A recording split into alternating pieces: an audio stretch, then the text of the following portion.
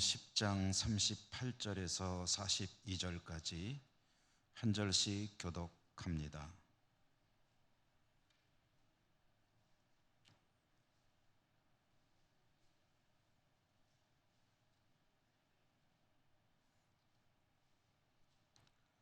그들이 길 갈 때에 예수께서 한 마을에 들어가심에 마르다라 이름하는 한 여자가 자기 집으로 영접하더라.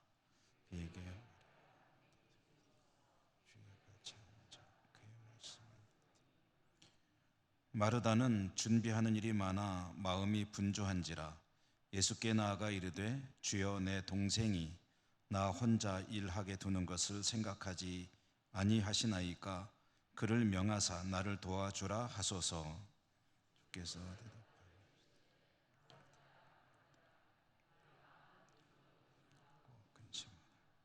몇 가지만 하든지 혹은 한 가지만이라도 족하니라.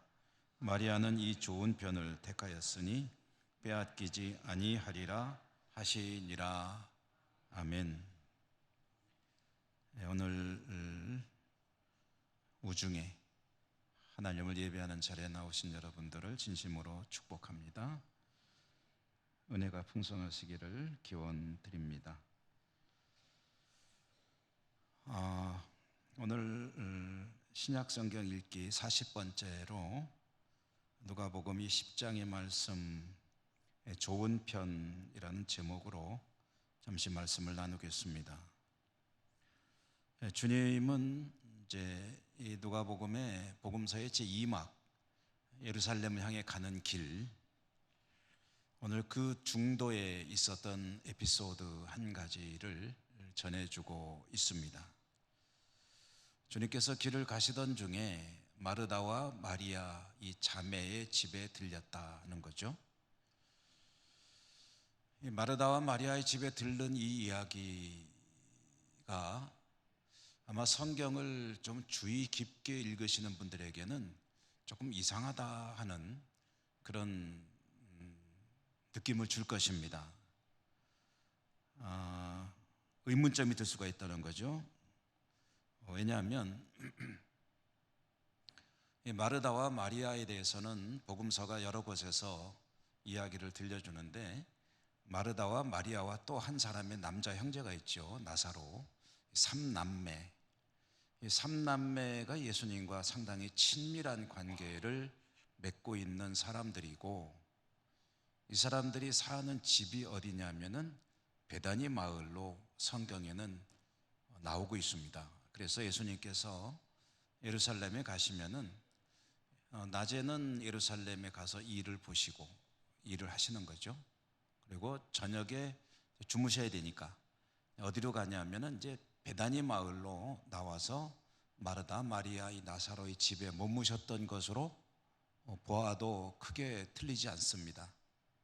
그러면 이 베다니가 어디 있냐면은 예루살렘의 동편, 제가 지도를 좀 여러분과 함께 보려고 가지고 나왔는데요.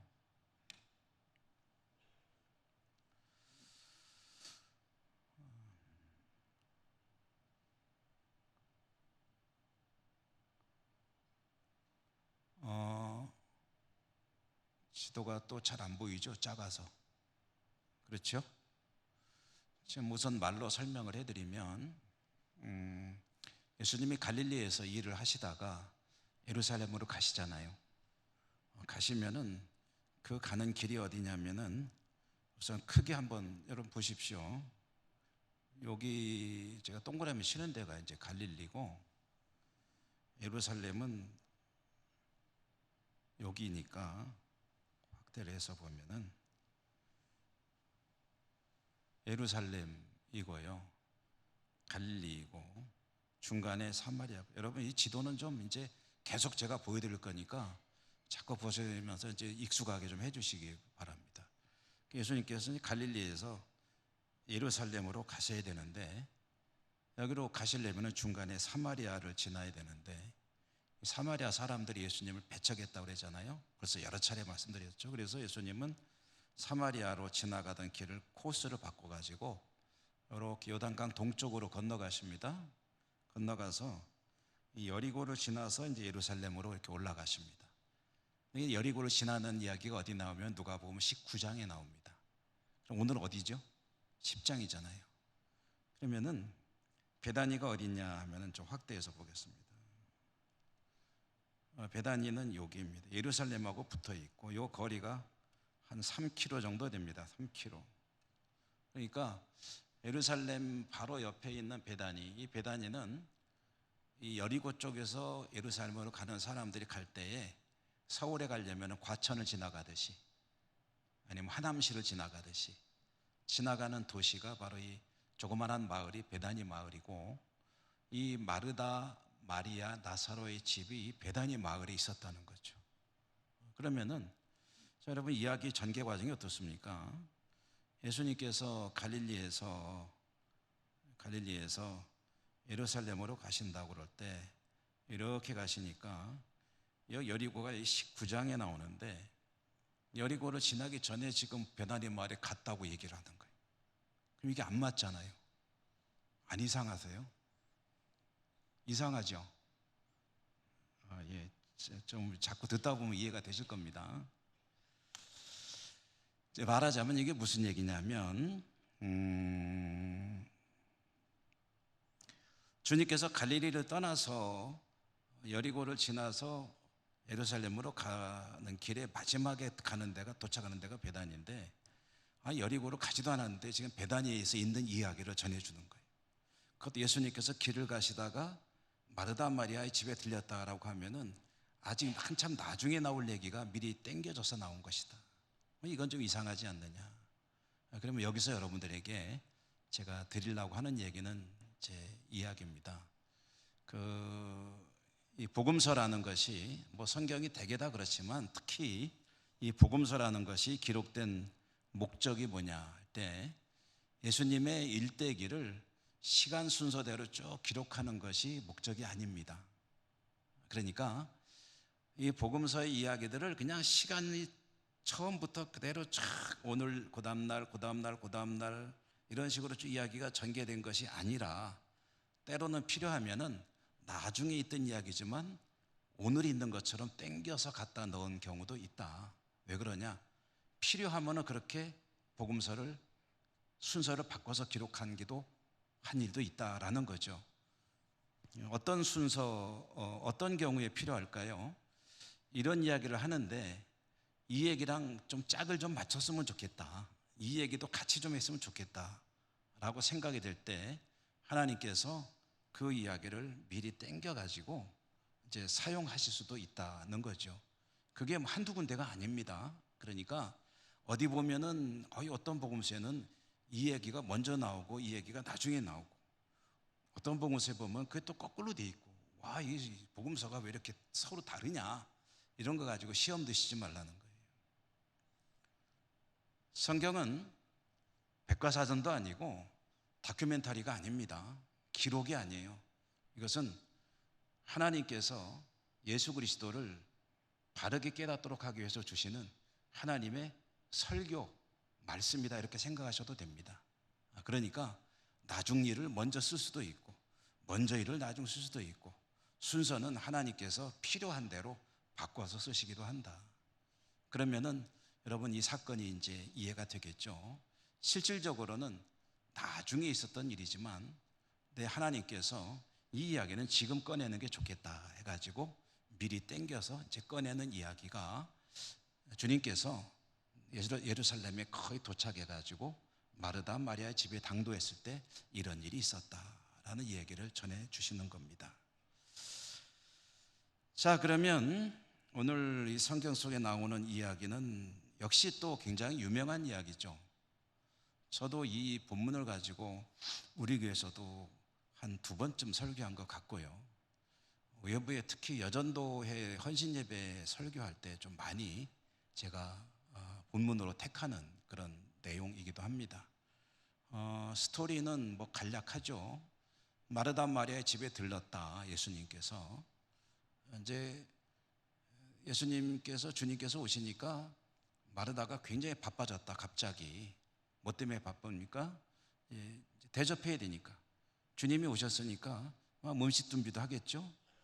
이것저것 뭐 여러 가지 발 씻을 물도 준비해야 될 거고, 막 몸이 하나, 두 개, 세 개 막 되더라도 모자랄 정도로 왔다 갔다 하면서 분주하게 일을 했던 것 같습니다.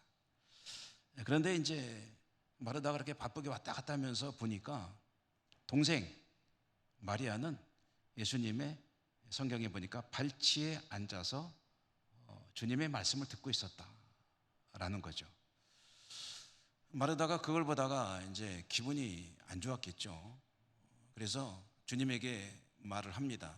근데 아마 어조가 어땠을까 하고 제가 좀 상상을 해보니까 좀 퉁명스럽지 않았을까.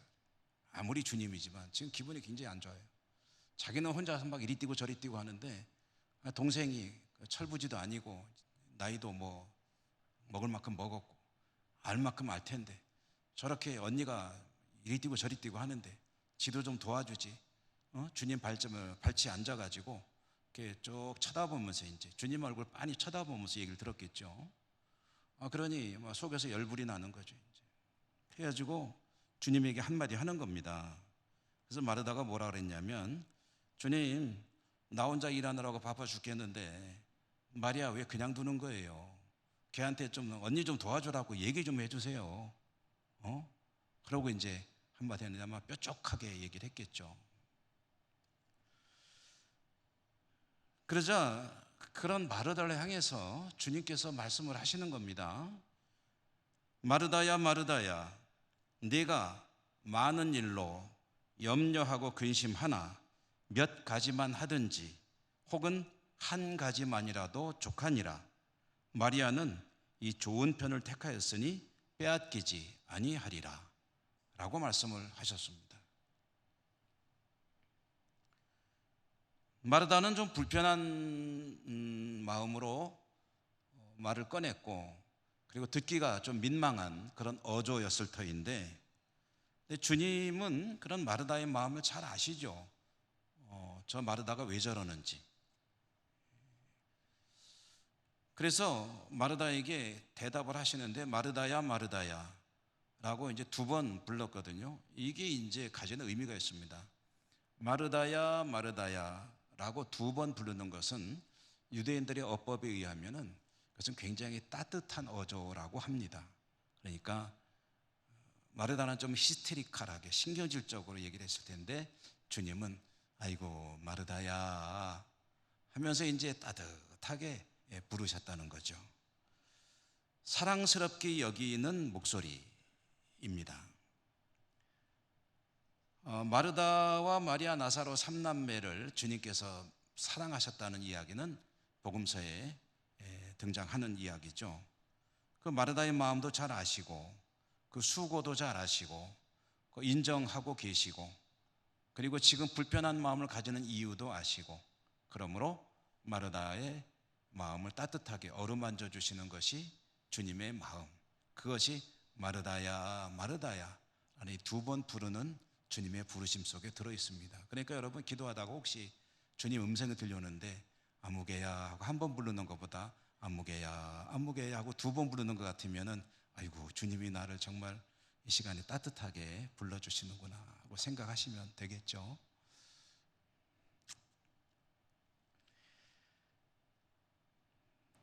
그런데 이렇게 주님께서 마르다의 마음을 어루만져 주시고 위로해 주시면서도, 그런데 이어서 하시는 말씀을 보면은 네 마음을 내가 잘 알지만 그러나 이것은 확실하게 내가 너에게 얘기를 해줘야 되겠다. 마르다의 마음이 그렇게 편치 않은 것을 알고 그게 좀 애틋하기도 하고 안 듣기도 하지만 그러나 이 얘기는 너도 들어야 된다. 그래서 그가 들어야 될 이야기를 주님께서 들려주셨는데, 그게 뭐냐면 마리아가 좋은 편을 선택했다. 이 말은 마리아가 잘 선택한 것이다. 그러니 그렇게 알아라. 얘는 이거 안 뺏길 거야 하고 그런 말씀을 하셨다는 겁니다. 이걸 알아야 된다는 거죠. 그러면 여러분, 마리아가 택한 것이 좋은 편이라고 주님이 말씀하셨는데 그게 왜 좋은 편이죠?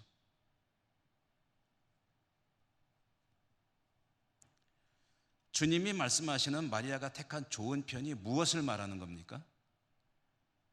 주님의 발치에 앉아서 말씀을 듣는 것, 그것을 좋은 편을 택했다고 주님이 말씀하셨죠. 그러므로 마리아가 주님 발치에 앉아서 주님의 말씀을 듣고 있었다는 이 일이 어떤 것이기 때문에 주님이 그거를 좋은 편이라고 표현하셨느냐, 그 내용을 아는 것이 중요합니다. 몇 가지로 한번 생각해 볼 수 있는데요. 첫째로, 발치에 앉았다, 발밑에 앉았다는 거 아닙니까? 이거는 유대인들에게는 어떤 의미를 가지는 행동이냐면요, 랍비와 제자가 가르치고 배울 때 취하는 전형적인 자세라고 합니다. 그러니까 랍비는 선생님이죠. 이제 제자가 있지 않습니까? 제자가 랍비에게 이제 배우잖아요. 그때의 그 배우는 그 모습을 묘사하는 말이 바로 스승의 발치에 앉았다라고 표현한다는 거죠. 그러니까 이 말이 가지는 의미는 뭐냐면, 마리아는 마치 위대한 랍비에게 고귀한 교훈을 듣는 것 같은 자세를 가지고 주님 앞에 앉아서 배우고 있었다라는 그런 의미입니다. 그리고 그 선택이 마리아에게는 잘한 선택이었다라고 주님이 말씀하셨다는 거죠. 위대한 랍비에게 배우는 것을 선택했다. 두 번째로는요, 이 발치에 앉았다는 것이 가지는 의미의 두 번째 의미는 믿음의 이야기입니다. 믿음의 이야기. 발치에 앉는 것과 같은 의미로 쓰이는 표현 중에 하나가 무릎을 꿇는다라는 그런 말입니다. 그러니까 마리아가 주님의 발치에 앉았다는 것은 마리아가 주님을 믿고 신뢰하는데 절대적으로 신뢰한다는 의미를 가지는 표현이다. 그리고 그것이 좋은 편을 선택한 것이다. 무릎을 꿇는 것을 한 예를 찾아보면요, 우리가 지나온 말씀 중에 회당장 야이로라고 하는 사람 이야기 기억나시려나 모르겠어요. 회당장 야이로가 딸이 죽어가고 있습니다. 그래서 주님께 고쳐달라고 찾아왔습니다. 근데 그가 주님에게 고쳐주십시오라고 청원할 때 취한 자세가 어떤 것이었죠? 그 발 앞에 엎드려, 야이로가 주님 발 앞에 엎드려서 주님에게 내 딸이 죽어가나이다, 살려주십시오라고 간청했을 때 그 엎드린 자세가 가지는 의미가 뭐냐 하면 절대적인 믿음과 신뢰를 표현하는 것이다. 이제 그거랑 같은 말이라는 거죠. 밟지 않는다는 것이. 그러므로 이 마리아가 주님이 오셨을 때 주님 발치에 앉아서 그 말씀을 듣고 있다는 것은 주님의 말씀에 대해서 절대적인 믿음과 신뢰를 가지고 그 말씀을 듣고 있었다라는 그런 의미를 가진 행동이라는 거죠. 그러므로 주님께서는 주님에 대해서 확고한 신뢰, 믿음을 가지고 나오는 마리아의 선택이 좋은 편을 선택한 것이다 라고 이야기를 한 것입니다. 한 가지 의미를 더 찾아보면요, 마리아는 금기를 돌파했습니다. 금하는 것. 이게 무슨 얘기냐면요, 유대인들 사회에서 랍비에게 나와서 가르침을 받을 수 없는 사람들이 있습니다. 그게 누구냐면 사마리아인, 이방인, 이런 사람들은 랍비에게 나와서 그 가르침을 들을 수가 없습니다. 그건 사회적인 금지사항입니다. 그리고 사마리아인, 이방인과 마찬가지로 주님에게 나와서 배울 수 없는 또 한 부류의 사람들이 있습니다. 그게 누굴까요? 애석하게도 여성들입니다. 여성들은 랍비에게 나와서 배우는 자리에 있을 수가 없습니다. 그러므로 남자만 카운트하는 것은 그런 의미도 있는 거예요. 오병이의 현장에 주님께서 말씀을 가르치잖아요. 근데 그 앞으로 이렇게 옹기종기 모여 앉았을 사람들이 남자만 5천 명이라고 그랬잖아요. 그 얘기는 무슨 얘기냐면 여자들은 가까이 못 온다는 얘기예요. 저 멀찌감치해서 들었을지 어땠을지 모르겠지만 어쨌든 여성들은 랍비에게 나와서 배울 수 없다라는 것이 이것이 금기사항이고 마치 이방인이나 사마리아인과 같이 대접을 받는 그런 사회 시대였다는 거죠. 그런데 마리아가 물론 자기 집 안에서이지만 그러나 그와 같은 금기를 파괴하고 주님 앞에 발치 앉아서 그 말씀을 들었다는 것은 용기를 가진 여성이었다. 그러니까 자기에게 만약에 이것이 들통이 나가지고 혹시라도 이제 무슨 벌을 받을 수도 있지 않겠습니까? 그렇지만 주님의 말씀을 듣는 자리에 나오는 것을 나는 선택했다라는 것이고요. 그래서 주님은 말씀하시는 거예요. 마리아가 좋은 편을 택하였다.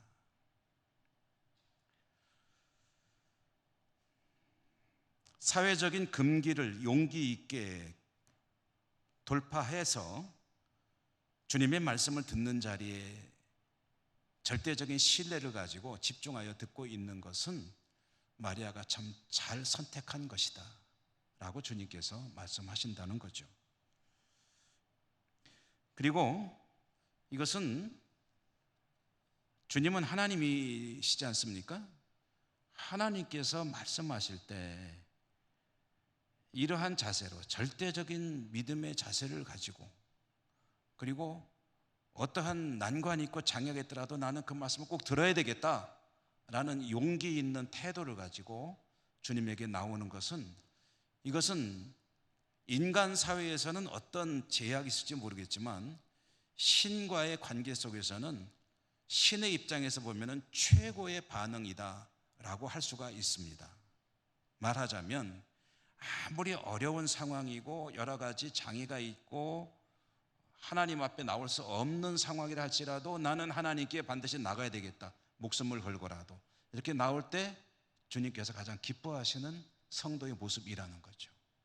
그러므로 마리아는 좋은 편을 선택했다라고 주님께서 말씀을 하시는 겁니다. 여기에 한 가지 참고로 더 추가해서 우리가 생각해 볼 대목은요. 오늘 읽은 말씀의 39절에 보면 그에게 마리아라 하는 동생이 있어 주의 발치에 앉아 그의 말씀을 듣더니 라고 했는데요. 듣더니 요거는 이제 꺼도 됩니다. 그의 말씀을 듣더니 했는데 이 듣는다는 이 말이 우리말 성경으로 보면은 그 의미가 명확히 전달되질 않습니다. 마리아가 주님 발치에 앉아서 말씀을 들었다라고 했는데 이 말씀을요, 원래 성경 기록된 언어인 헬라 말로 읽어보면은 의미가 아주 명확하게 드러납니다. 그것은 어떤 의미냐면은 마리아가 아주 있는 힘을 다해 그 말씀에 집중하고 있었다라는 의미가 들어 있습니다. 몰두했다라고 하면 되겠군요. 최선을 다해서 주님의 말씀을 듣기 위해서 눈 똑바로 뜨고 얼굴 빤히 쳐다보면서 주님의 입에서 무슨 말씀이 나오는지 하나도 놓치지 않겠다는 그런 자세를 가지고 최선을 다해서 그 말씀에 집중하는 모습, 그것이 오늘 이 듣더니라는 단어가 가지고 있는 의미입니다.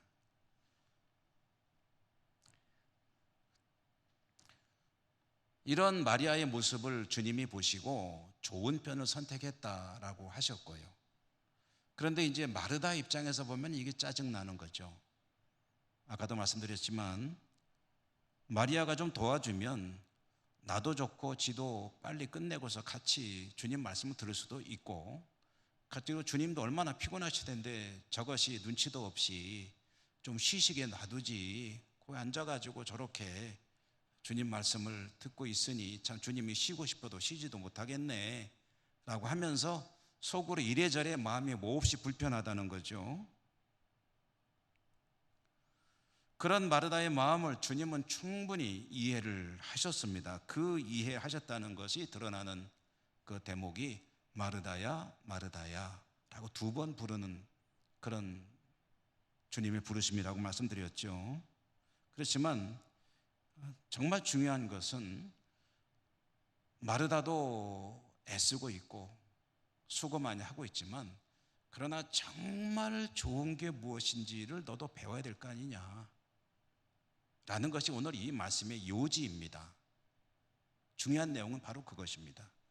마르다도 배워야 돼요. 마리아는 칭찬을 들었습니다. 근데 마르다도 배워야 돼요. 그게 뭐냐? 여러분, 이 말씀을 제가 설교할 때마다 어디 가든지 강조하는 부분이 있습니다. 오해하면 안 된다는 거죠. 곤란합니다. 오해하면 곤란합니다. 지금 이 말씀은요, 말씀을 듣는 것은 잘하는 거고, 나가서 주방 봉사하거나 이런 거는 잘못하는 거다, 이런 내용이 절대 아닙니다. 그리고 제가 아무리 설교해도 그렇게 듣는 분들이 계시더라고요. 예배 드리는 사람은 잘하는 거고, 저 지하 주방에서 식당 봉사하는 사람은 못하는 거다, 잘못 선택한 거다, 그런 얘기가 아니에요. 주님을 섬기기 위해서 열심히 수고하는 마르다의 수고, 주님이 아시고 인정하십니다. 음식을 준비하고 찾아온 손님을 환대하기 위해서 애쓰는 것은 정말 귀한 일입니다. 아름다운 미덕이죠. 그러므로 주님이 마르다를 책망하는 게 아니라 마르다에게 그 마음을 어루만져 주시고 다독여 주시는 거예요. 그렇지만 여기서 한 가지 확실하게 주님이 말씀하시는 게 있습니다. 와서 말씀을 듣고 있던, 어디서 무슨 일을 하고 있던, 중심이 뭐냐라고 물어본다면 그거는 하나님의 말씀이다라는 거예요. 하나님 말씀보다 선행하는 것이 있어서는 안 된다. 하나님 말씀을 중심에 가지고 봉사도 해야 되고 설교도 들어야 되고 그런 것이지, 봉사에 치우쳐서 말씀을 벗어나는 일이 있어서는 곤란하다. 뒤집어 말해서 말씀을 간직하고 봉사도 해야 되고, 말씀을 간직하고 전도도 해야 되고, 말씀을 간직하고 예배도 해야 되고, 말씀을 간직하고 모든 신앙 행위가 이루어져야 된다 라는 그런 말씀입니다. 그럼 마르다는 못 그랬나요? 그 이야기를 잠시 여러분과 함께 나누는 것입니다. 여러분, 이와 관련해서 한 가지 예를 하나 들어보겠습니다. 밖에서 듣는 것보다 성경 속에서 듣는 게 좋겠죠. 사도행전에 보면 오순절 성령이 강림하시고 교회가 이루어지고, 교회가 참 은혜롭게 잘 날로 부흥되어 가고 있었죠. 모두가 다 행복한 신앙생활을 하고 있었는데, 근데 그렇게 좋게만 하던 교회에 시험이 한 가지 찾아왔습니다. 그게 뭐냐면 헬라파 홀로 된 여성들, 히브리파 홀로 된 여성들 사이에 갈등이 생기기 시작했다. 그러니까 사람이 모이면요, 참 이게 정말 순식간에 이런 일이 생깁니다. 서로 갈등을 빚게 되고 마음속에 미움이 싹트게 되고 분열이 오게 되는 거예요. 그러니까 헬라파 여성들, 홀로 된 여성들입니다. 그러니까 이제 가난한 사람들이죠. 히브리파, 이 헬라파 히브리파가 무슨 얘기냐면요, 히브리파는 한마디로 하면 토박이들입니다. 헬라파는 외지에 살다가 들어온 사람들입니다. 그러니까 토박이와 외지에 있다가 자기 조국으로 돌아온 사람들이 일종의 그룹이 형성이 돼가지고 여기에 갈등이 생겼는데, 갈등이 생긴 이유가 뭐냐면요, 구제 때문에 그런 일이 발생했어요. 초대교회는 구제에 힘을 썼습니다. 어려운 사람들을 돕는 거죠. 그런데 헬라파 사람들이 생각할 때에, 말하자면 외지에서 돌아온 사람들이 생각할 때에, 이 교회가 구제를 하는데, 어려운 사람들을 도와주는데 토박이들만 도와주고 외지에서 돌아온 사람들은 자꾸 따돌린다라는 생각을 하는 거예요. 그게 실제로 그런 일이 있는지 아닌지는 정확히 알 수는 없습니다. 문제는 외지에서 들어온 사람들이 그렇게 느끼는 거예요.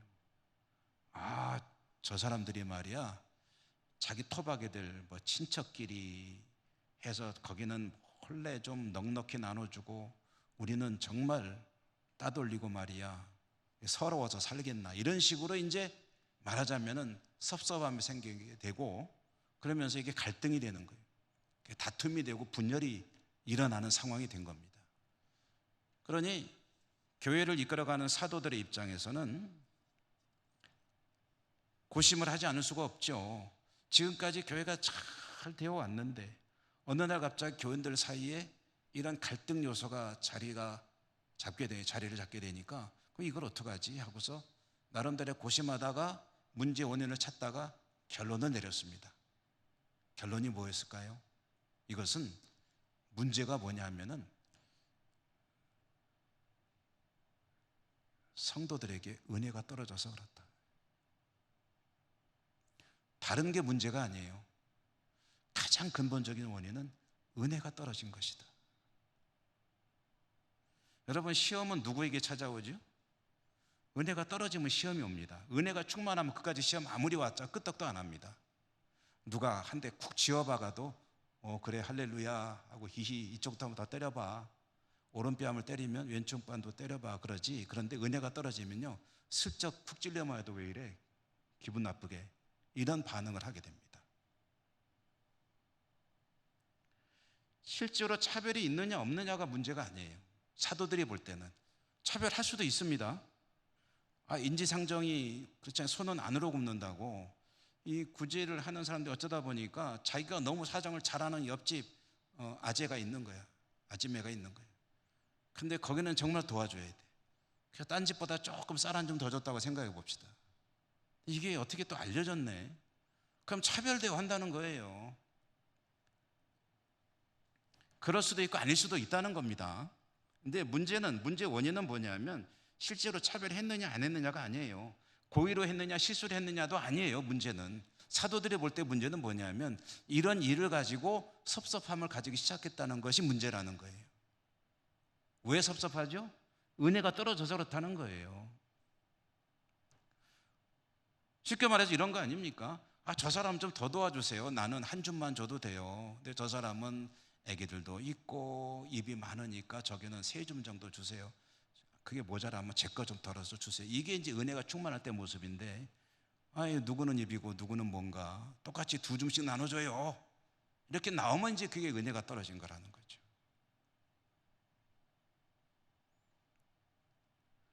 그들에게 은혜가 충만하기만 하다면 문제를 불만스러워하면서 갈등을 일으키기보다는 기도하며 감수하고 스스로 소화시키며 극복했을 겁니다. 그러므로 사도들이 문제의 원인은 제대로 찾은 거죠. 은혜가 떨어졌다. 그럼 이제 은혜가 왜 떨어졌느냐를 생각해 보는 거죠. 그랬더니 원인을 또 알게 됐어요. 뭐냐면 사도들이 구제하는 일에 너무 시간을 많이 뺏기고 있더라. 사도들이 가장 중요한 게 뭐죠? 말씀을 연구하고 기도하는 일, 영적인 일에 힘쓰는 건데, 근데 교회가 이제 점점 성도가 늘어나고 어려운 사람들 도와주는 일이 자꾸 일이 복잡해지고 많아지다 보니까 사도가 나서서 이것저것 하다 보니까 정작 말씀을 연구하고 기도할 시간이 줄어든 거예요. 여러분, 이게 어디로 나타나냐면은 교회 공동체의 문제로 나타나게 됩니다.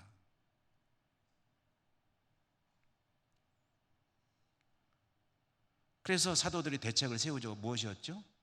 구제하는 일은 이 일을 충분히 잘할 수 있는 사람, 성령과 지혜가 충만한 사람들을 세워서 그들을 집사로 세워 그들에게 이 일을 맡기고, 사도들은 원래 자신들의 중요한 일, 말씀을 연구하고 기도하는 일에 전념하기로 했고, 그래서 문제는 극복이 되는 이야기. 이게 영적인 문제거든요.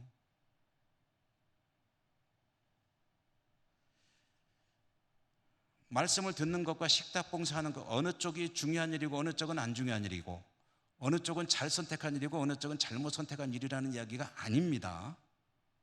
지금 그가 예배하는 자리에 있건 봉사하는 자리에 있건 중요한 것은 그가 말씀에 대해서 어떤 자세를 가지고 살아가느냐 하는 것이 중요한 것이고, 그리고 지금 마리아가 말씀을 듣는 자리를 선택했기 때문에 잘한 것이 아니라 그는 그와 같은 중심을 가지고 말씀을 대하고 있는데, 너는 지금 네 동생 보면서 화내고 있지 않느냐.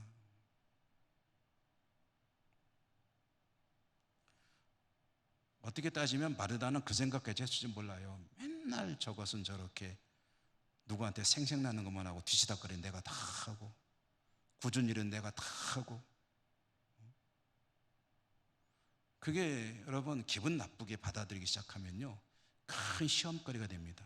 그러나 그 마음속에 내면의 중심의 말씀을 가지고 있는 이들은 혹시 시험이 될 수 있는 일이라 하더라도, 그래 나는 이렇게 함으로 주님에게 내가 할 수 있는 최선을 다해 섬기고, 너 그렇게 해서 은혜 많이 받아라. 너도 잘 되고 나도 잘 되고, 나도 이거 마치고 말씀 또 들으면 되고.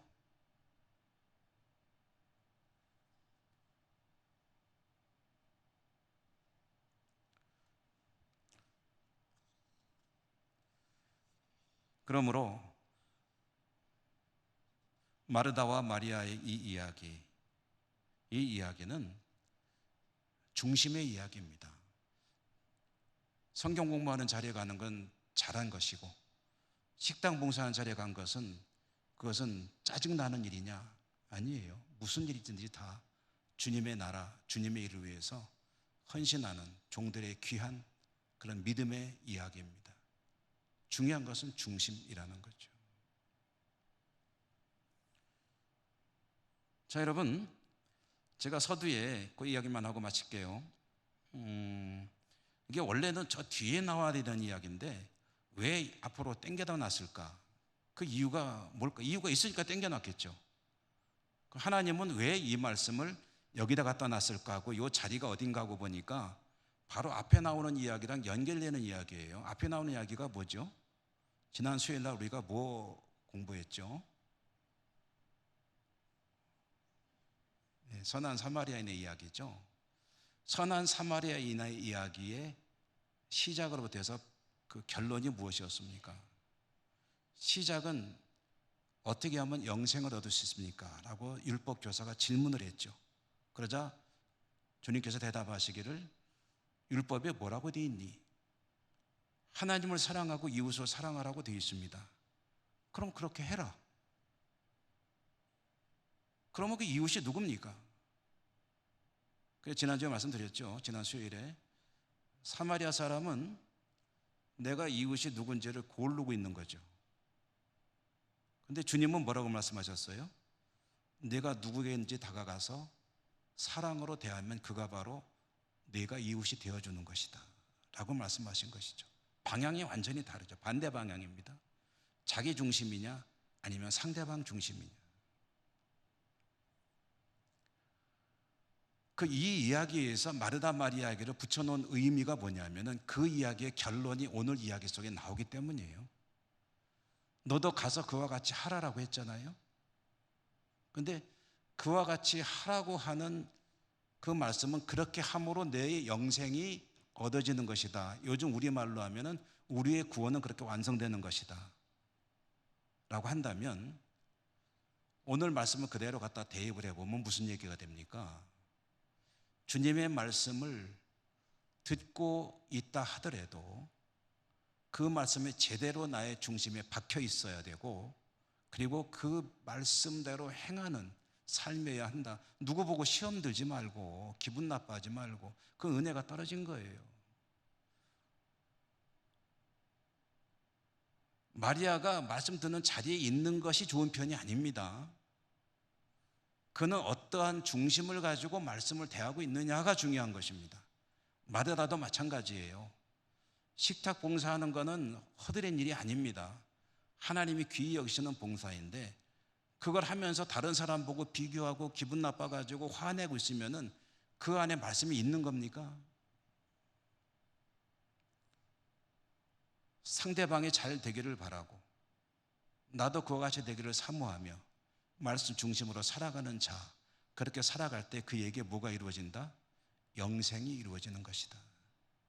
그래서 오늘 이 이야기는 어떻게 하면 영생을 얻을 수 있습니까에 대한 대답이 주어지는 말씀이다. 그렇기 때문에 하나님께서 이 이야기를 저 뒤에 나와야 되는데 여기다 갖다 붙여놓는 게 더 낫겠다 해가지고 앞으로 끌어다 댄 것이다. 그런 이야기입니다. 여러분, 좋은 편이란 무엇일까요? 그것은 이런 자리 저런 자리의 의미가 아니라, 무슨 일을 하느냐 안 하느냐의 일의 의미가 아니라, 내 안에 내 중심에 하나님의 말씀이 제대로 자리 잡고 있고, 그리고 말씀이 능력이 되어서 어떠한 상황에서든지 하나님 말씀에 집중하는 그런 자세로 살아가는 것, 그것이 좋은 편이고, 그것이 저와 여러분 우리들의 구원을 이루게 될 줄로 믿습니다. 여러분, 이렇게 살아가는 믿음 생활에 힘쓰시는 여러분 모두가 되시기를 축복합니다. 은혜로우신 하나님 감사합니다. 오늘 마르다와 마리아 얘기를 듣습니다. 또 이야기를 통해서 들려주신 하나님의 음성을 듣고 깨닫습니다. 저희들의 내면의 중심에 하나님 말씀이 깊게 자리 잡고 있고, 말씀에 합당하게 살아가는 믿음의 삶을 사는 저희 모두가 되기를 소망합니다. 은혜 내려주시고 축복해 주옵소서. 능력으로 은사로 함께하여 주시옵소서. 예수님 이름으로 감사하고 기도드립니다. 아멘.